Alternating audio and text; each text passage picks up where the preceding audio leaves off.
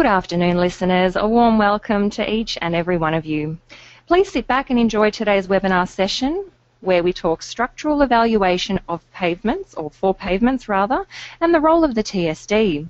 Today's session is brought to you proudly by the ARB Group as part of the NACoE program. Before we move on with the presentation, may I ask for your attention for a few short moments while we cover off a few formalities and housekeeping items. My name is Angela Ratz, the Online Training Coordinator here at ARB Group. I'll be moderating and providing technical support for today's session. As a bit of a treat and added value for our wonderful listeners, in addition to our presenters, we have also have a TSD expert joining us for special comments. I warmly welcome Richard Wicks of ARB Group to the studio also. Thank you, it's nice to be here. The session is being recorded and the video, together with the presentation material, will be made available to you on conclusion of the session. For first-time webinar attendees, please see some helpful tips on your screen. Please note the questions box in particular, where we ask you to type through any questions, comments or feedback you may have for the presenters. The raise your hand icon is also there in case you're having technical difficulties. Please raise your hand and I'll be with you in just a short moment. Now, speaking of the presenters, please join me in welcoming Dr. Jeffrey Lee of ARB Group, who is joined by Alan Conahan of TMR Queensland. Welcome, gentlemen. Thank you so much for your time today. Can you tell us a little bit more about yourselves and what our listeners can expect to learn in today's session? Good afternoon, everyone. My name is Jeffrey Lee from ARB Group, and I'm in the pavement technology sections. And in the last few years, I've been involved in the NACoE research program in collaboration with TMR. And Alan? Yeah, my name's Alan Conahan. I work for the Queensland Department of Transport and Main Roads, as indicated. I currently work in the pavement rehabilitation section. And for the past 10 to 15 years, I've been involved with the back analysis of deflection data, primarily from the Falling Weight Deflectometer, but recently I've taken interest, obviously, in the TSD equipment as well. So good to meet both of you. Thank you once again for your time, and we really look forward to learning more on the topic. So I invite you to get started. Thank you. Thank you. So I'll start the presentation first, and it will be followed by the later section from Alan. Here's an outline of our presentation. First of all, I'll give a very brief overview of the Traffic Speed Deflectometer. For the audience that is not too familiar with these technologies, and ARB Group has a previous webinar that goes into more depth of the equipment, so I ask you to refer to that. Then in later part of the presentation is mainly summarizing the NACoE P40 research project that has been done in the last 2 years. The part one is basically some correlation study of FWD against the TSD readings. And in the second part, I'll present some of the site instrumentation work that we are trialing out as part of this year's work. And then after that, I'll hand over to Alan, who will have a discussion on homogeneous section and some other more advanced correlation techniques that our audience can consider. And finally, it would be a summary and conclusions. Okay, so this is the overview of the TSD. This is a schematic diagram of the TSD. But basically, it's a deflectometer that travels at 70 to 90 kilometers per hour. ARB Group has purchased this equipment, and in Australasia, it has been running in Queensland, New South Wales, and as well as in New Zealand. It may have run in other states, but I'll leave it at that. But in 2014, it has scanned about 12,000 kilometers of road in Queensland. in 2015, we scanned about 20,000 kilometers, and I think as we speak right now, TSD is still traveling around in Queensland. So what does it do? So the equipment actually, other than deflections, it measures a whole range of other road condition data. For example, it measures rutting, roughness. It does automatic crack detections, as well as high resolution images at different angles of the road, the texture, and in the future, other technology, maybe GPL, may be considered. So how does the TSD works? Basically, it relies on the self weight of the trailer that drive along the road, and in the equipment actually have multiple Doppler laser that points at the pavement surface, and the Doppler laser actually measure the velocity, both the vertical and horizontal velocity at 20 millimeter intervals. But the output of this device at the moment is at 10 meter spacing in terms of deflections, and so this is a diagram of how it works. One thing I would like to emphasize is that the TSD doesn't just measure deflections. It collects a whole range of data. In here, this is a screen capture of some of the data that's collected by the TSD, and is shown in our ARP hot eye software. And as you can see, we get the TSD deflections, we get rutting, roughness, the location, the surface image, and even the crack detection image on the pavement surface. And as a pavement engineer, I think when we are assessing the condition or the health of a pavement, we shouldn't rely solely on the deflection reading. We should consider all these other attributes as well. And these are some of the screen captures from the hot eye software as well. And as you can see, the TSD, the continuous nature of the equipment actually is a very good way to identify critical sections. In here, I've plotted the deflection and rutting next to each other. The shaded area in yellow.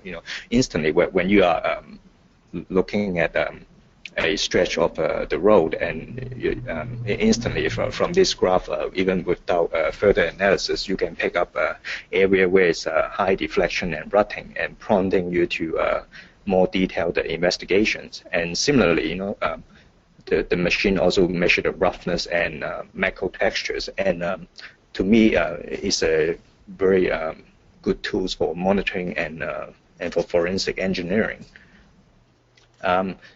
Just to want to point out that in the TSD we use the Doppler laser, which it measures the velocity on the pavement surface, and then through numerical integrations, and that there have been a lot of work done in that area to convert it into a deflection bowl.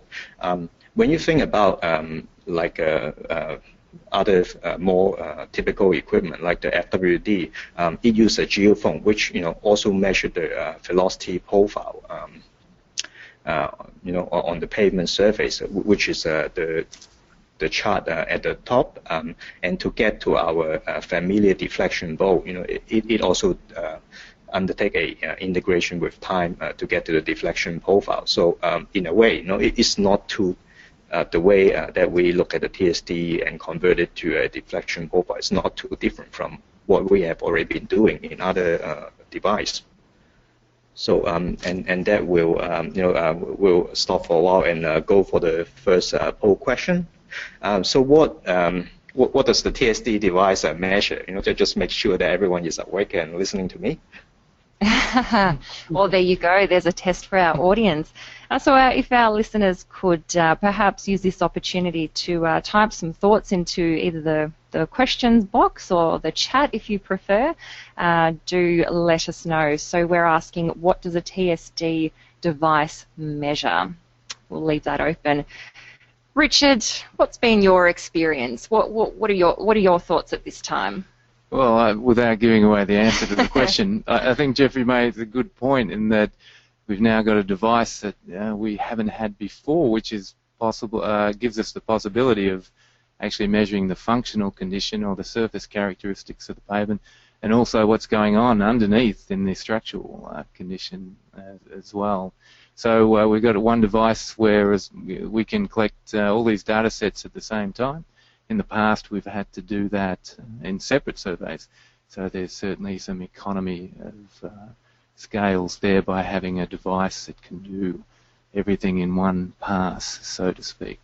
It really can. All right. Well, to those of you who answered and got involved, thank you kindly. So I'll read out some of those responses we've received from our listeners. Rutting, roughness, deflection, texture, in summary, road condition. Jamie has also responded: deflection, texture, rutting, roughness, automatic crack detection, high-res images, and possible future use of GPR. Well done, Jamie. That is, I think, the correct answer if I've ever seen one. But we have also had a question come through from Sam, and Sam's asking, can the TSD measure skid? Not at this point in time. Not at this point, but is that perhaps something for the future? Maybe for the future, yeah. I mean, you can get a surrogate kind of indication maybe from the texture, but not skid directly, no. Maybe sometime down the future. All right. Well, Sam, stay tuned for that one. All right, Jeffrey, handing back over to you. What are your thoughts at this time?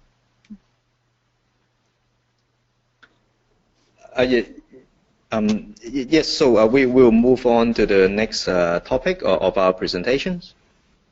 And the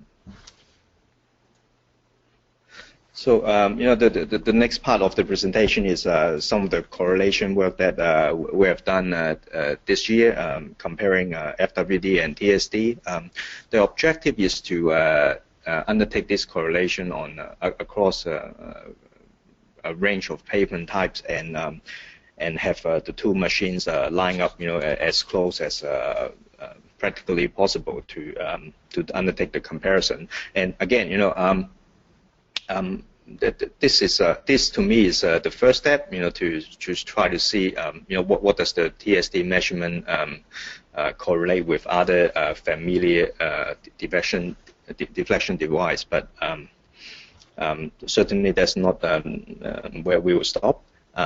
So this is the side-by-side comparison between the two devices, and these are some of the roads that we have undertaken, and most of them are actually, well, all of them actually is in the southeast Queensland, and if you just look down on the pavement structures of all this road, we have got spray seal over foam bitumen stabilized base.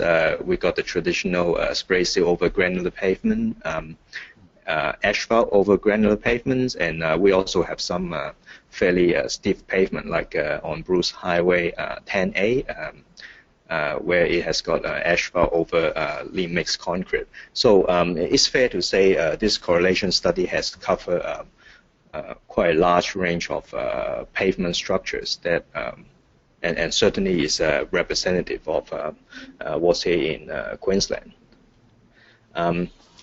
So instead of showing the result for every single road, I'm taking the one that we measure along Centenary Highway. This is the pavement with spray seal over granular, and the continuous line is actually the TSD measurement normalized to 50 kilonewton. Together with the FWD testing, and that's in the blue circles in there, and I think it's fair to say that the profile matches quite well.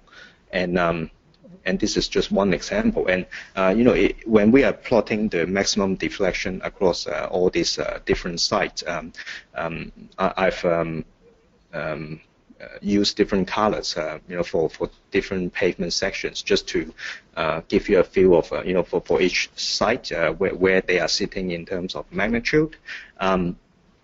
Again,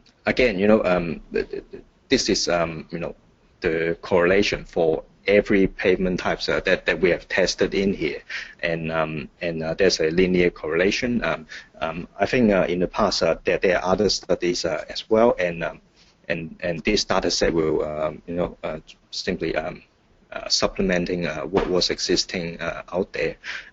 One thing that's of interest is we noticed that for the very stiff pavement on Bruce Highway 10A, where there's a substantial asphalt thickness over lean mix concrete, the motion is quite small. We're actually getting about 0.2 millimeters or less in terms of FWD maximum deflection.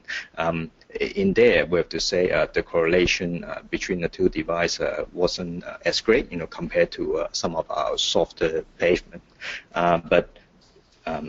But here it is. This is the result. But it's fair to say that that there are some scattering in there. But realistically, what I would like to ask is, do we expect the two devices to be having exactly the same linear correlations? Because that there are a lot of factors that are in play, and in the next couple of slides, I'm going to discuss a few of these points. Let's take a look at the different deflection devices that we company encounter in Australia. We started off with the Binkelman beam, which I think for all intent purpose we can expect the deflection coming from it is fairly slow, and analyzing using static method is reasonable. But how about deflectograph, which is traveling at around 3.5 kilometers per hour? So it still is, in a way, it's like at a crippling speed. So maybe static analysis can still be adequate. But now, moving away from the deflection induced by a dead weight, like the Binkelman beam and the deflectograph. How about the falling weight deflectometer? It is a very different loading that we are putting in. Into the pavement. We are basically having a drop weight dropping down on the surface, and it's fair to say that there would be limitations if we are treating the measurement strictly statically. And now we have this state-of-the-art deflectometer TSD, which is driving at 70 to 90 kilometers per hour. Then one have to ask, is our static analysis still applicable to this device? This partly explains why we can't expect comparing one device from the other to be exactly the same, because by nature they actually impact our pavement quite differently. However, one good thing is that when we are looking at highway traffic, the actual vehicles that's driving along our road network is closely assembling a traffic speed deflectometer, because that is a truck. So in a way, we can we got a bit of comfort that we're actually loading the equipment, loading the road with real vehicles. So let's have a look at a static analysis. If we have got a static load, if we put a 1-ton load in there and sitting there, with time, 0 second, 1 second, 2 seconds, we don't expect the deflection to change with time. This is static. However, if we have a dynamic load, such as a drop weight, as in the falling weight deflectometer, what happens is when the drop weight hits the ground at time equals 0, there's actually the surface motion will be propagating radially away from from the center of the loading plate, and the speed of this motion will be governed by what's called a Rayleigh wave or surface wave. What I would like to point out is the FWD measurement is actually a dynamic measurements. On the top graph, I'm showing the time history of what each of the geophones on the FWD is showing, and I guess in day-to-day analysis, we don't necessarily look at the time histories as above. We were given a FWD deflection bow. So what does it mean? It's actually picking up the peak motions, as shown in the green circles on every one of the sensors, and then plotting it out as a FWD bow. So it's actually a static approximation of a dynamic problem. I'm hoping that the audience will be aware of this. In terms of Rayleigh wave, we talk about when a load such as FWD drops on the pavement surface, it propagates out, and the speed will be dependent on the Rayleigh waves. It's actually a quite complex dynamic problem because one of the property of the Rayleigh waves is that if we are impacting the pavement at a high frequency, then it's actually being sampled at a shallower depth. On the other hand, if we are putting a lower frequency component into the pavement, it actually do penetrate deeper into the ground. So all these factors, I think we should, I guess, at least aware of, when comparing deflection between two different devices that load our pavement very differently, and they travel at very different speed. I think I will leave this at here. Actually, this is a very complex dynamic problem that we have, and that goes to our second poll questions.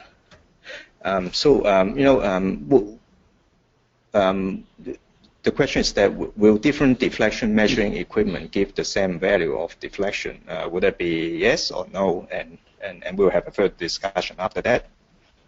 Thank you, Jeffrey. All right, another opportunity for our audience to get involved and type those questions through. So once again, the question is, will different deflection measuring equipment give the same value of deflection?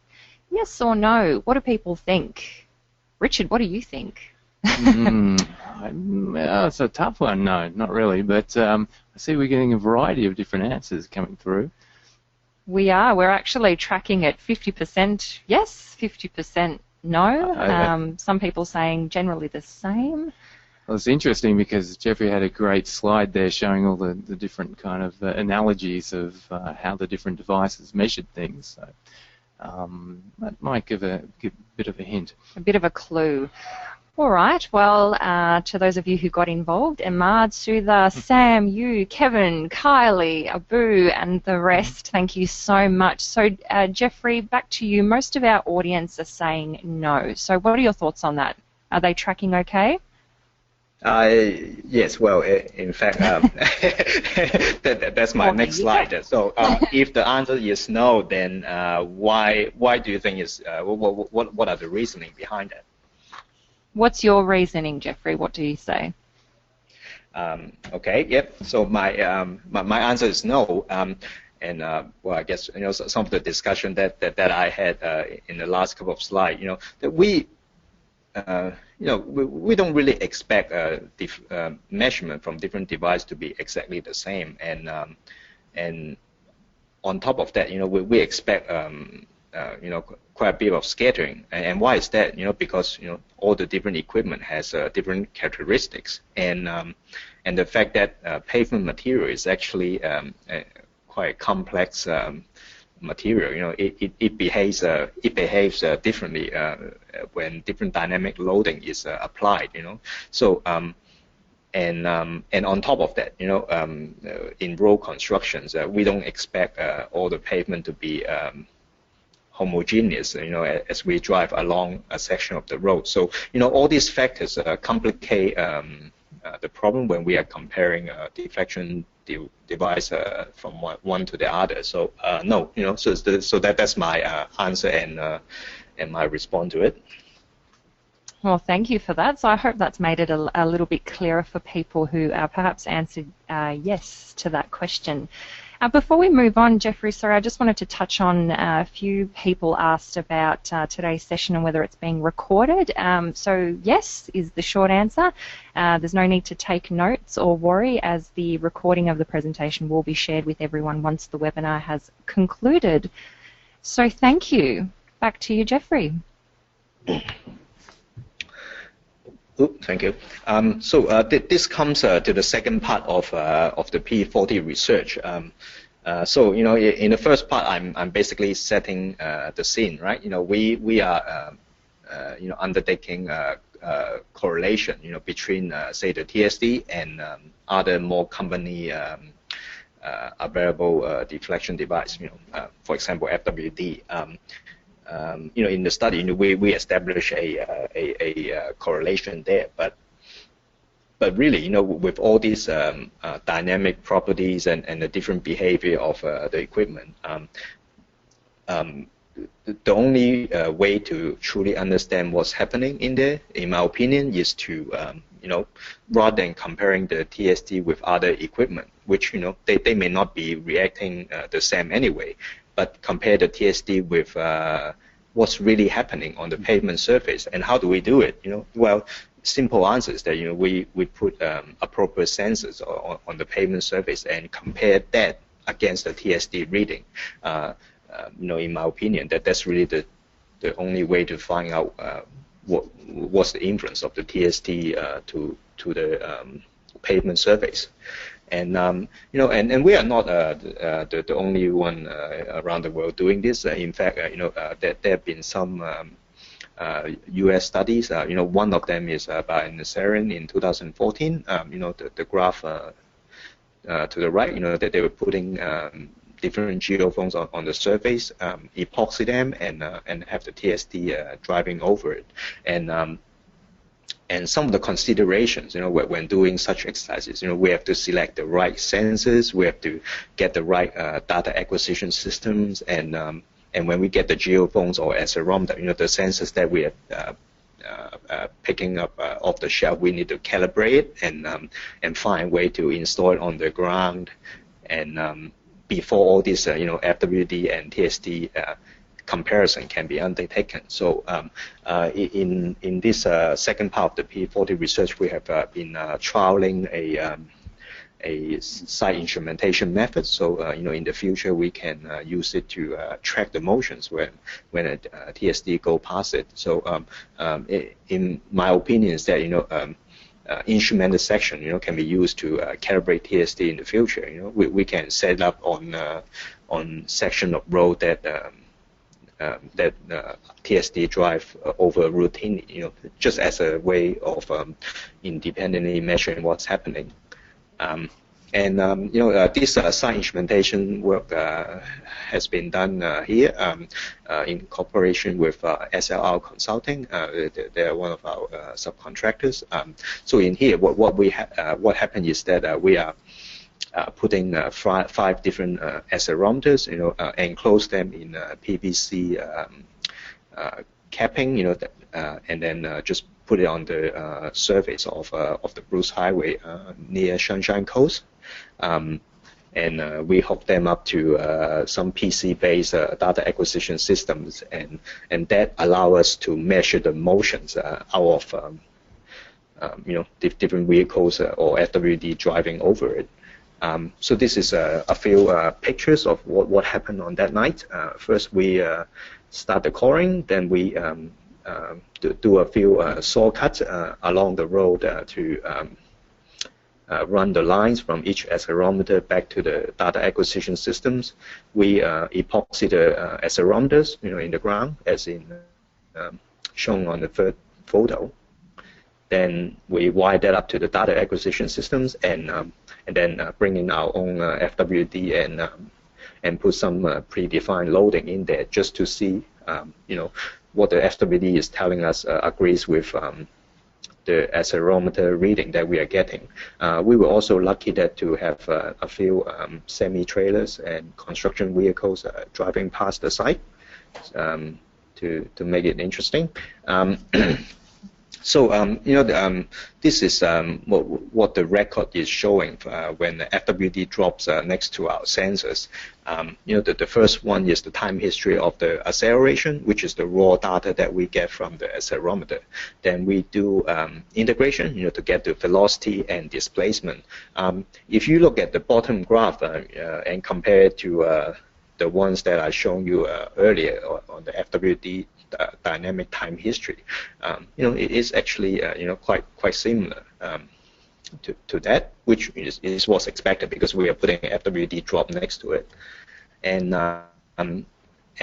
we have done some comparison, you know, and compare the FWD peak motion that we get from our FWD and the reading that we get from accelerometer. Generally, you know, they are within 10 to 15% error. So I'm quite happy with these trial instrumentations. And this is a time history of you know, a semi-trailer driving past over our site. You know, without going too much details in here, you know, basically you can see that the semi-trailer is going through each of our sensors. You know, the first peak would be corresponding to the front single axle, then the tandem axle comes in, and the tridem axles, and when the TSD, you know, to finally go over some of this instrumentation site, you know, then finally we can understand what's happening and what's the motions, you know, that are pavement responses from a TSD. So that would be my part of the presentation, and I'll hand over to Alan for the next section. Thank you, Jeffrey. Thank you so much. Sorry, Alan, I just wanted to say a quick thank you for Jeffrey for his section of the presentation and all the effort in preparing the material.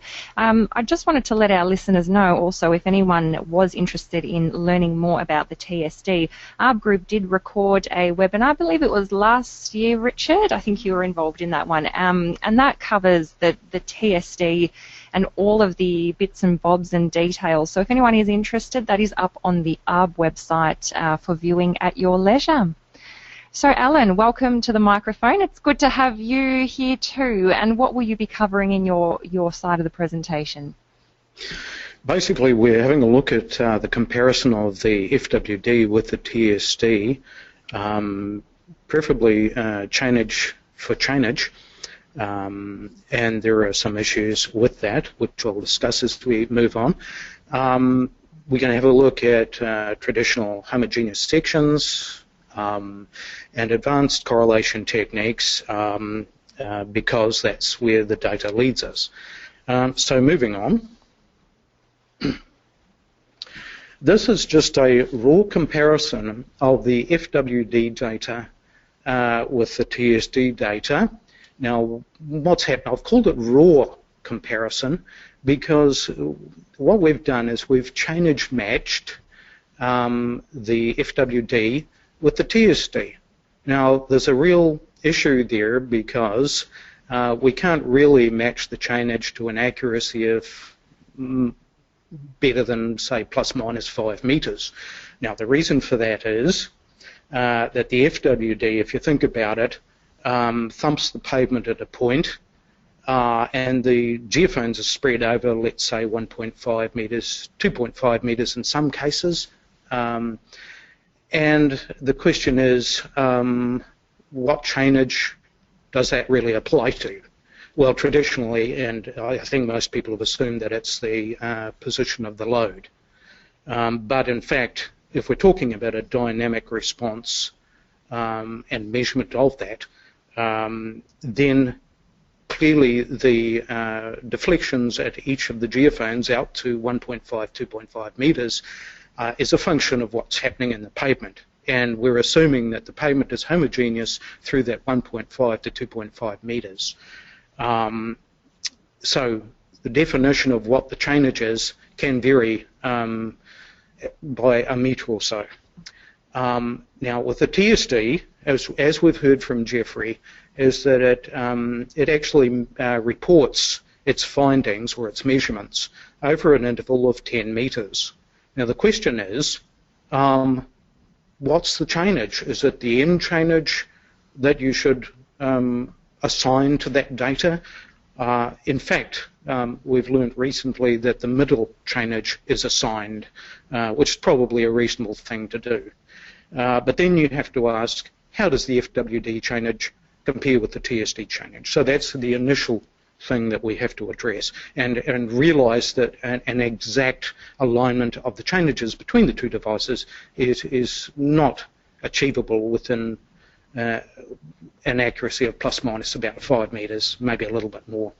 Now, if we have a look at the charts here, this is just a raw comparison, chainage by chainage, and we can see that the relationship is approximately linear.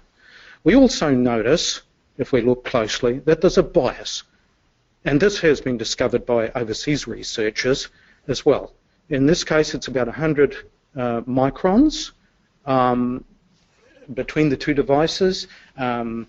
Overseas research has discovered a slightly different value, a negative value, so we're pondering whether it might be equipment specific. We can also see that there's a poor R squared. Okay, we start with about 0.7.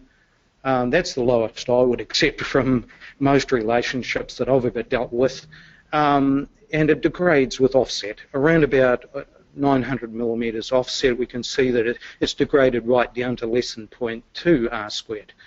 And we notice that the FWD deflections are generally larger than those of the TSD. Okay. So how can we improve on the relationship? Let's have a look at traditional methods. This is something that I've used in the past. As you can see, we've plotted the pavement, which is actually D0, and the subgrade deflection, which is D900.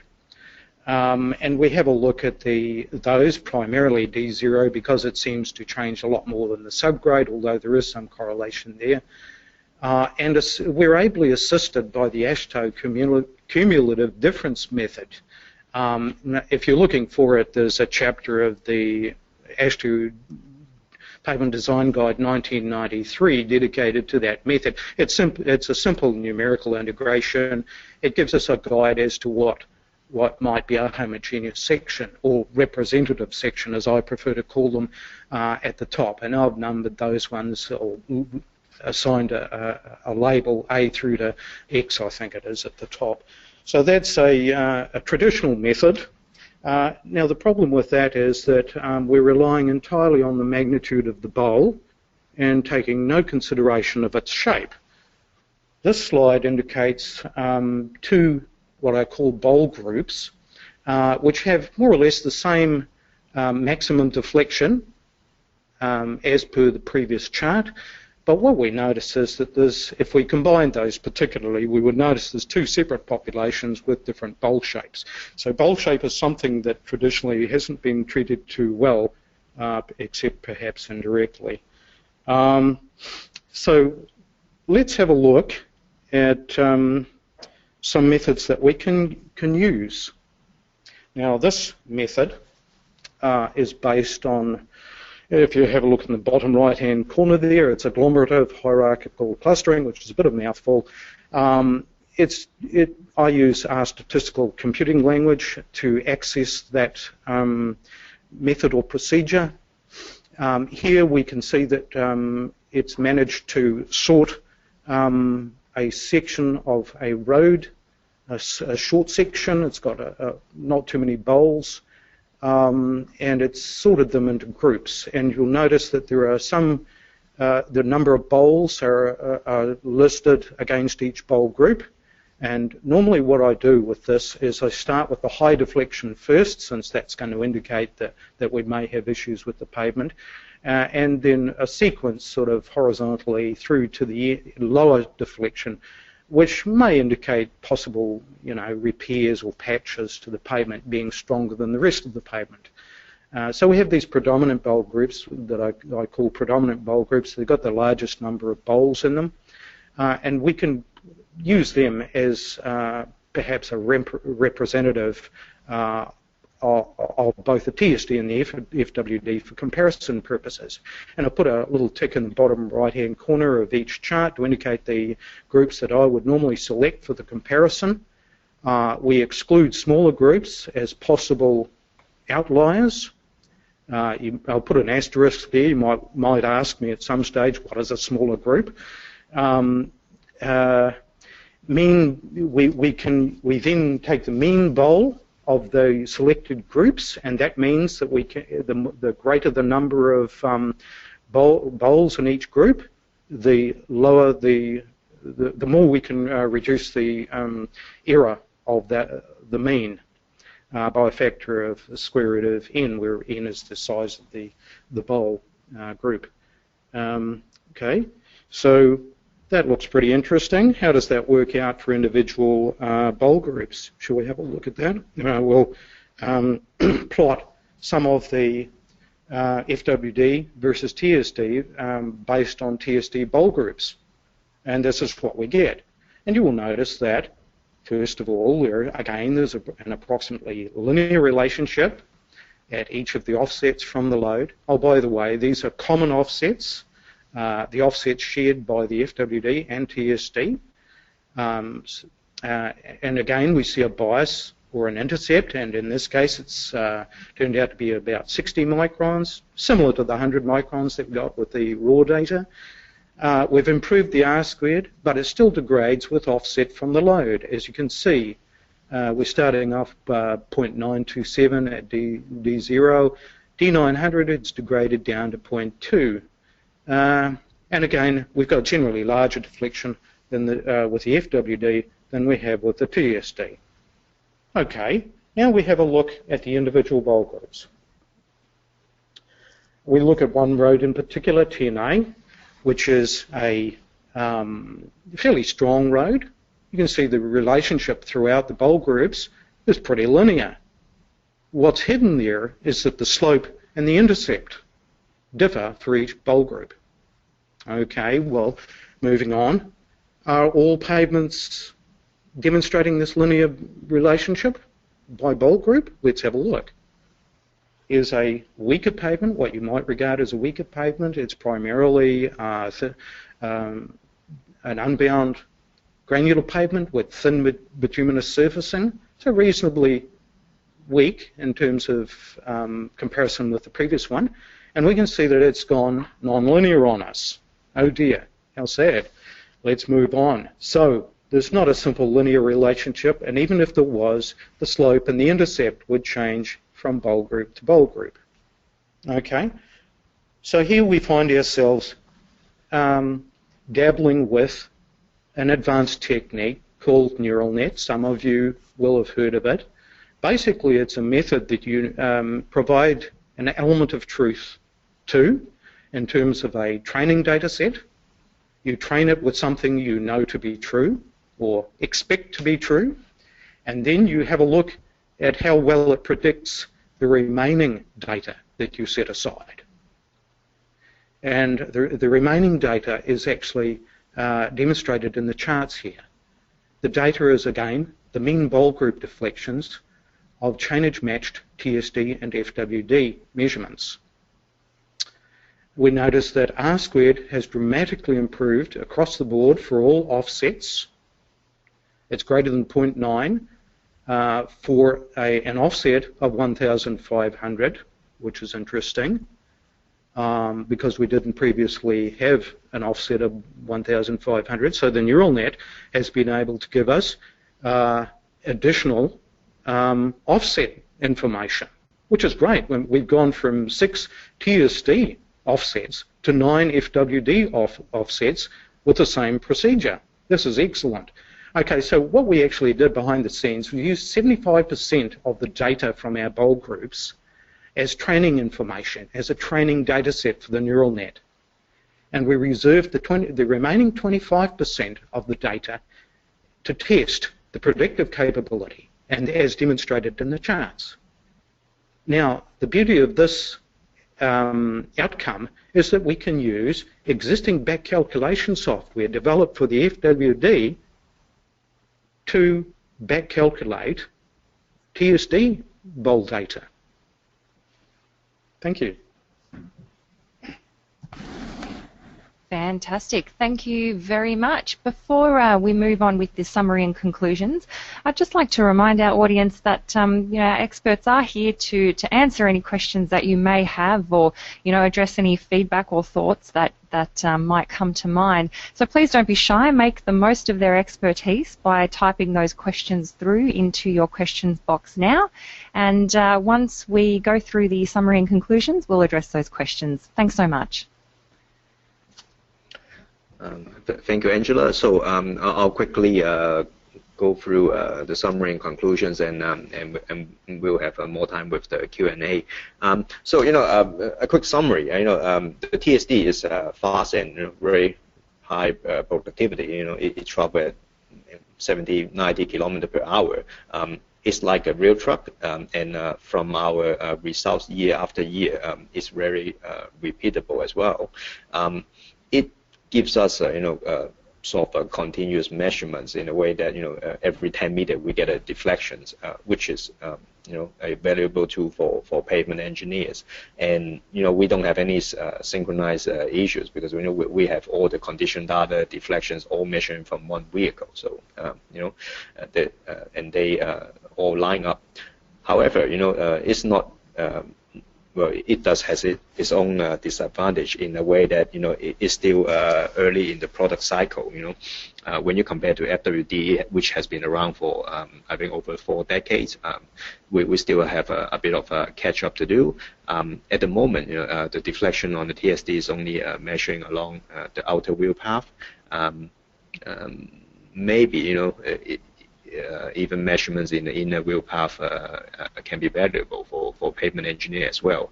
And as I mentioned early in the presentation, the loading mechanisms and the dynamics are less well understood. Hence, the site instrumentation work that we are proposing. And at the moment, the analysis software that we have is, I think, mainly static analysis. And I hope that from this presentation, I've conveyed the idea that, well, maybe a truck driving at 80 kilometers per hour, a static analysis may not be that adequate. And and we only have one TSD to share around across the Australasia at the moment. And some other limitations we observe is the FWD, looking at the FWD correlation.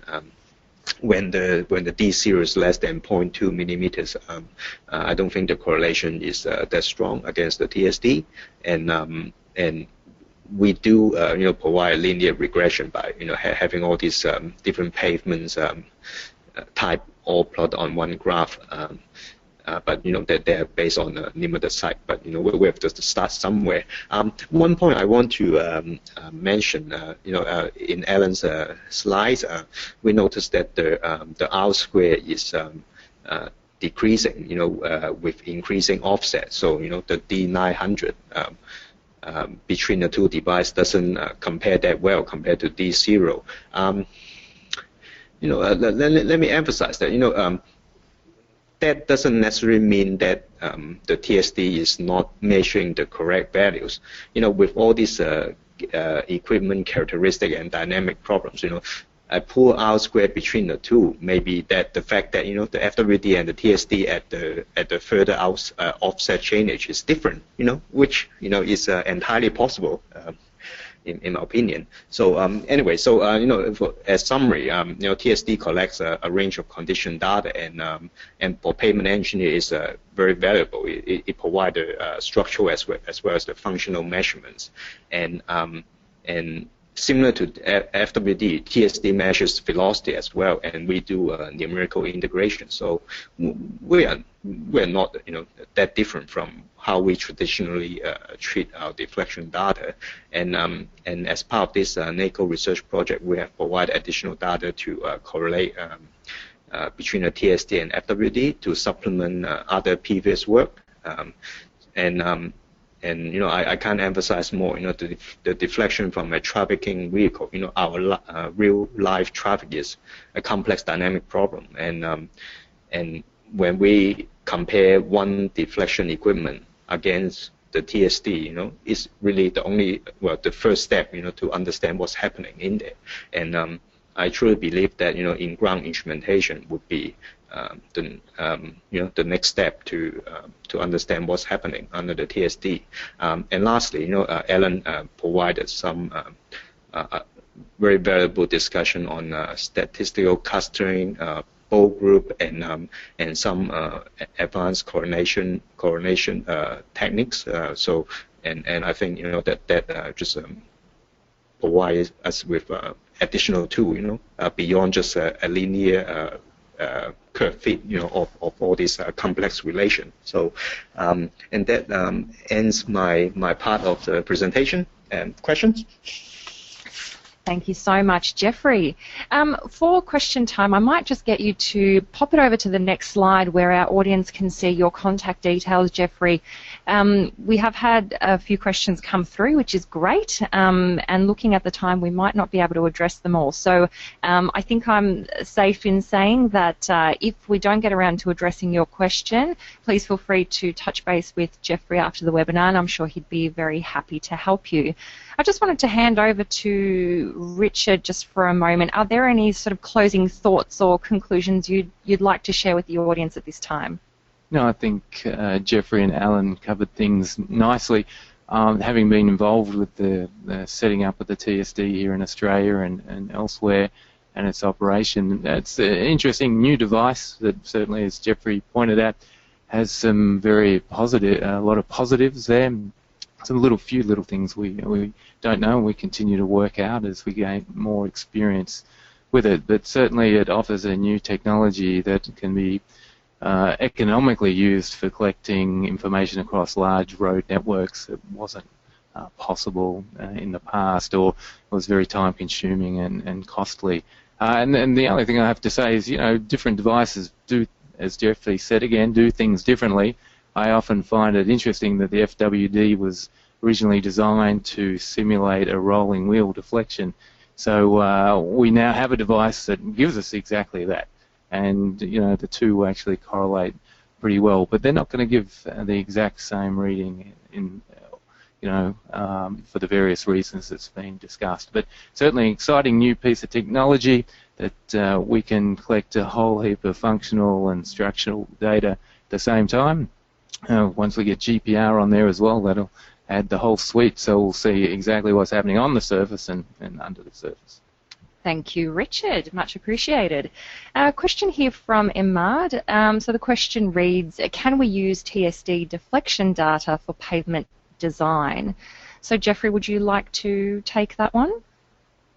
I guess for pavement design, it can be a depending what pavement you are designing. At the moment when we have established a maximum deflection correlation between the TSD and FWD for a range of pavement types, certainly we can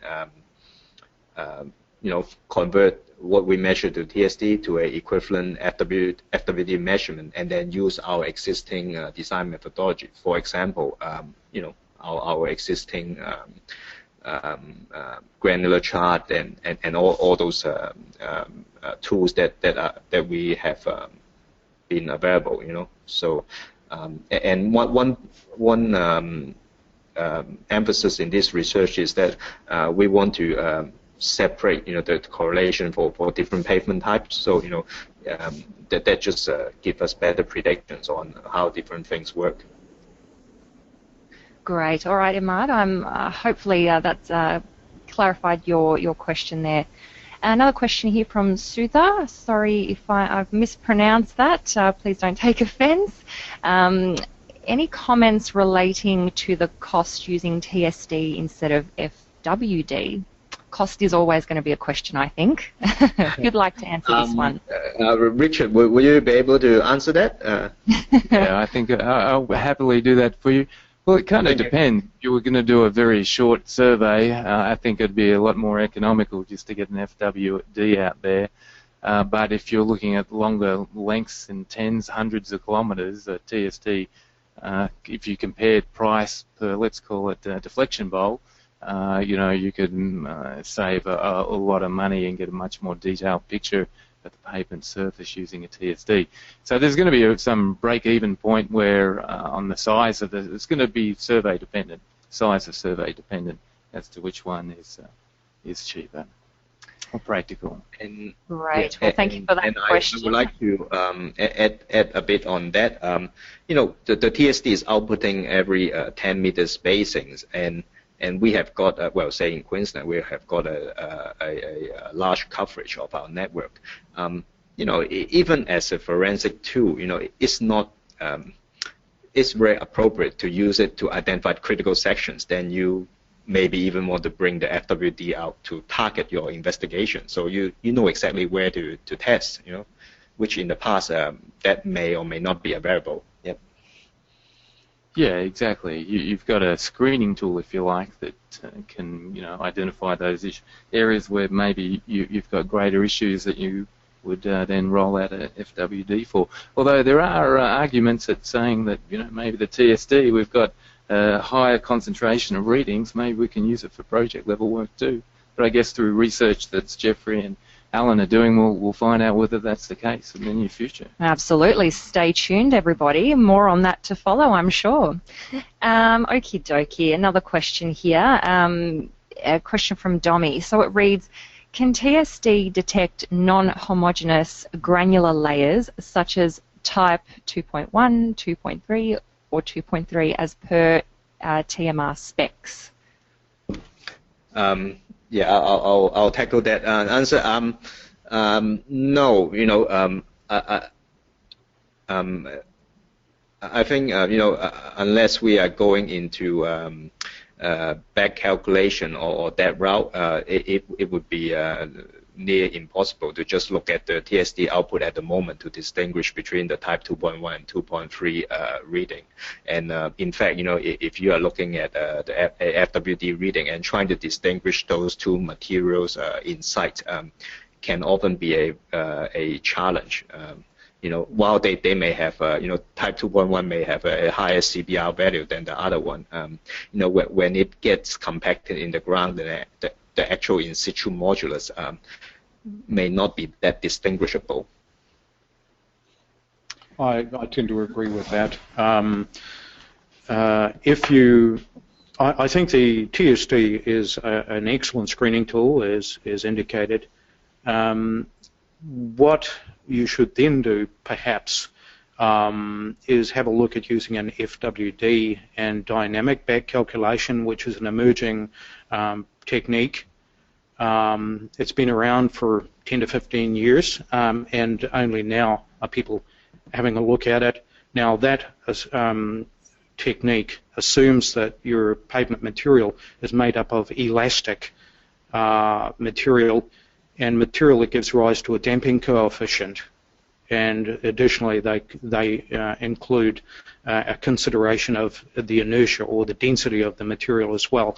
Now, it could be that if we take that approach, then the differentiation between these materials may be possible based on the relative levels of elastic and damping components in what's referred to as the Kelvin-Voigt model.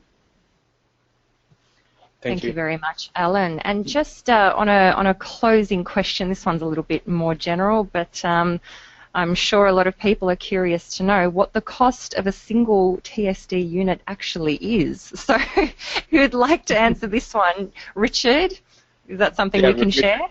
A lot of money. It depends how much you're going to fit it out with, but you know, well, just don't hold me to this, but off the top of my head, you're going to look at 3 million plus.